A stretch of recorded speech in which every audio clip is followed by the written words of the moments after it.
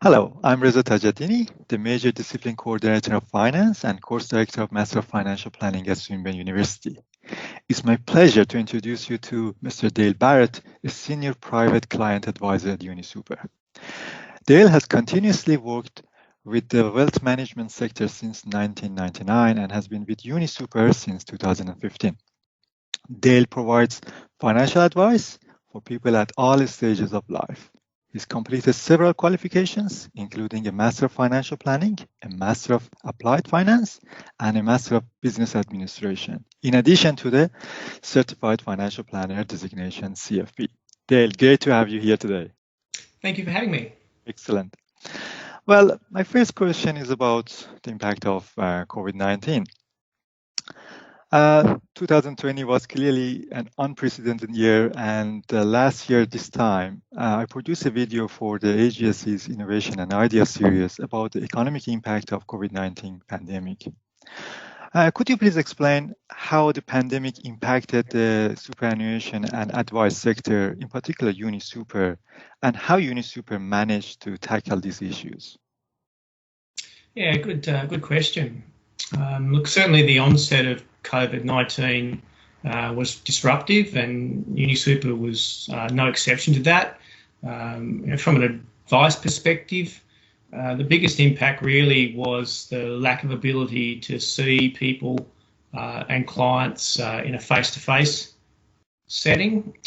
So alongside that, actually, was that the demand for advice itself certainly skyrocketed, quite frankly.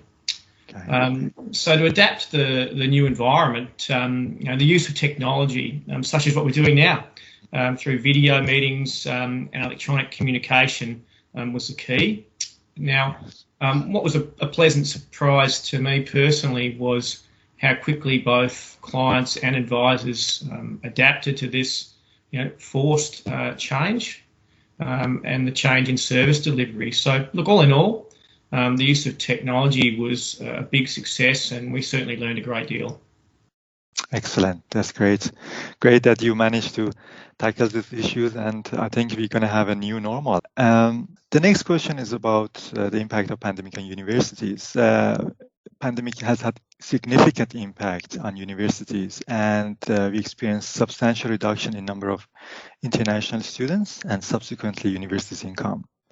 This resulted in a widespread voluntary and involuntary redundancies across Australian universities. How these changes are going to impact UniSuper and its advice team? Look, certainly COVID-19 has impacted some universities more than others, but what's been very clear over the last 12 months is the number of redundancies in the university sector have been significant. No doubt that'll impact universities for some time. But from a UniSuper advice perspective, due to the sheer volume of university staff experiencing redundancy these past 12 months, in the short run, demand for advice has exceeded supply by a very long way.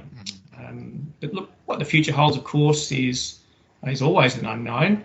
But from a UniSuper advice perspective, our clients do actually come from all areas of the community, as against solely from the university sector. So I think demand for professional advice is likely to remain quite high. So all in all, from the UniSuper advice perspective, it's business as usual. Okay, excellent. Could you please speak about the importance of personal super contribution? I know many people who are advocates of this strategy, and some people disagree with voluntary super contribution. And we are aware of the government's cap of maximum $25,000 concessional contribution to super funds. What's your intake on this, and what are the tax implications of this strategy? Yeah, good question. Look, regarding concessional super contributions, these are generally taxed at 15% on entry to super, which for many employees is a tax planning benefit compared to their marginal tax rates. Now, so for this reason, one might argue that the government set the concessional cap too low, as you mentioned there, at the present rate of $25,000 for this financial year.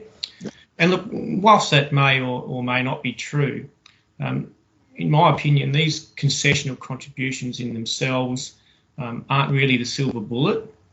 Really, rather the key to growing wealth to fund one's retirement is actually making regular contributions, both concessional and non-concessional, over a long period of time. I mean, in other words, whilst tax planning, of course, is important, enabling compound interest to work its long-term magic is more so. Okay, so even if you have to pay the tax on concessional contribution, you advise that this is still a wise decision to make. Well, certainly for many people, like all things, there are exceptions, but certainly for many people, it's a worthy consideration. Excellent, thank you. The next question is about the Royal Commission. Since the introduction of the Royal Commission into banking, superannuation, and financial service industry, there's been significant changes in the financial advice sector. Briefly, what do you see as the sector's key challenges at the present time? Yeah, again, a really good question, and certainly something that's front of mind in the advice sector. And look, certainly there's been a lot of change in the last few years, especially in the areas of, if you like, regulatory compliance and certainly minimum educational standards for advisors. And some of these changes have actually been disruptive to the sector, and a lot of advisors have actually chosen to exit in the last 2 to 3 years. Look, I feel the actual key challenge for the sector is actually transitioning from an industry to a bona fide profession. That in itself has many challenges, and no doubt the sector is going to look significantly different 10 years from here than it is now. Really, though, for advisors, I think the ongoing challenge is having the appetite to adapt to regular change, but whilst continuing to meet the needs of their clients in a complex and also ever-changing environment. Okay, yeah, makes sense. Thank you. Okay, and my last question, I'm seeking your advice. As an experienced financial advisor, what's your 2 important pieces of advice for how to approach superannuation during the period of uncertainty, similar to what we experienced in a recent time during the pandemic? Yeah, look, again, another very good point.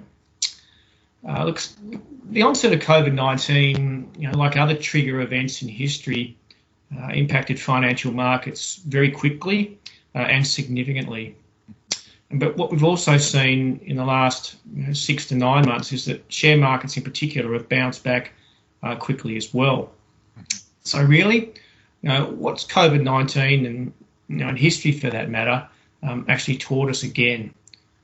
That's the principle of, if you like, portfolio diversification, of not putting all of one's eggs in one's basket, just continues to hold true. And secondly, I'd say that seeking to time financial markets, especially during periods of uncertainty like we saw last year, is usually an ineffective long-term strategy. So, look, whilst it's tempting to preempt or respond to market movements in any direction, really patience and holding a long-term view generally produces better outcomes. Excellent. So patience. Thanks so much, Dale, for your time today. I'm 100% sure that our viewers benefited from the advice you provided. I hope you have a great day. Thanks so much. Pleasure. Thanks for having me.